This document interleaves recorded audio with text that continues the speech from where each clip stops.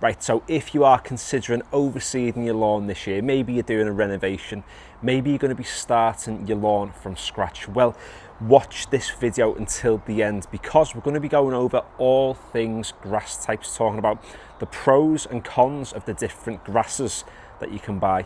Now you might be thinking that, well, grass is grass, surely all grass is the same, it's green, it grows, it looks fairly decent. Well, you'd be wrong, because there are three main varieties that we find in the UK.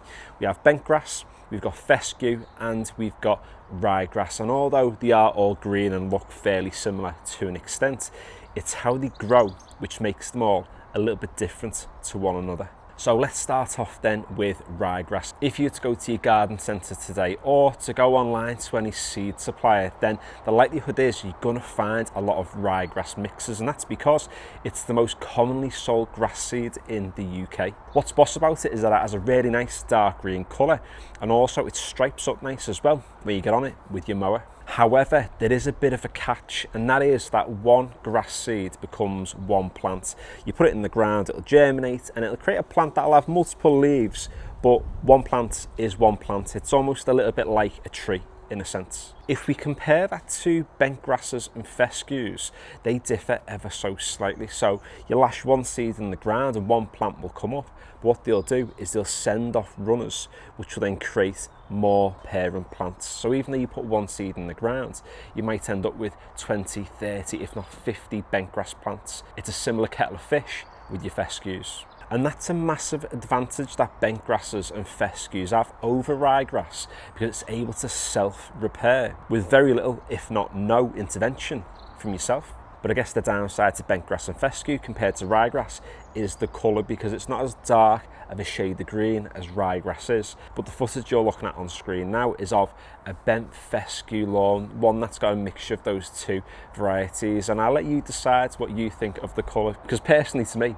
I think it looks pretty decent. But let's have a look at a real world scenario at two different lawns, and let's see the impact of going with one grass type over another. Let's say at the start of spring we were to sow one lawn with 100 ryegrass plants and another lawn with 100 grass plants with a mixture of bent grasses and fescues. Because with ryegrass one seed becomes one plant, by the end of the summer you've still got 100 grass plants, the same as what you started with.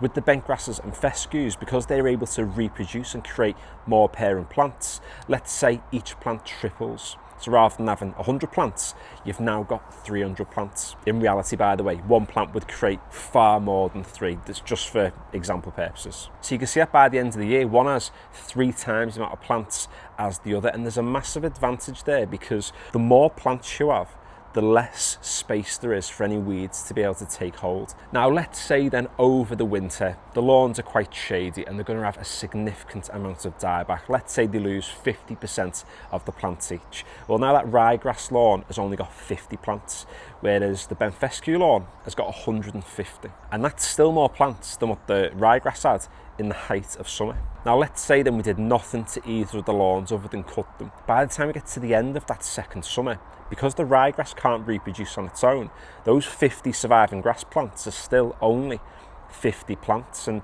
because there'll have been quite a lot of soil exposed, the likelihood is you'd have ended up with quite a lot of weeds in that lawn.